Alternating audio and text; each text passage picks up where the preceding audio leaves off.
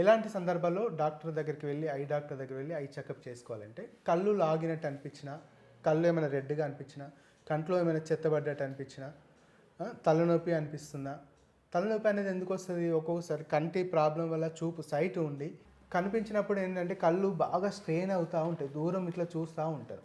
చూసి చూసి వాళ్ళకి స్ట్రెయిన్ అవుతాయి. కళ్ళు స్ట్రెయిన్ అయినప్పుడు తలనొప్పి, కళ్ళు లాగినట్టు అవ్వడం, తర్వాత తద్వారా తలనొప్పి రావడం, మెడ నొప్పి రావడం, పెద్దవాళ్ళలో అయినా పిల్లల్లో అయినా ఇలాంటి సమస్యలు అనేది వస్తుంటాయి. అలా సమస్యలు వచ్చినప్పుడు ఎలాగో చూయించుకుంటాం డాక్టర్కి.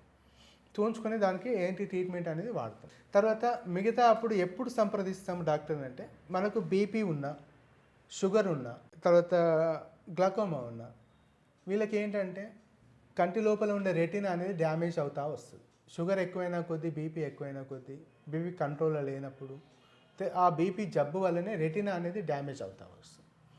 సో రెటీనా డ్యామేజ్ అవుతుందా, మంచిగానే ఉందా అనే దానికోసం ప్రతి 6 నెలలకు ఒకసారి, అట్లీస్ట్ 1 ఇయర్కి ఒకసారి చెకప్ చేసుకోవాలి.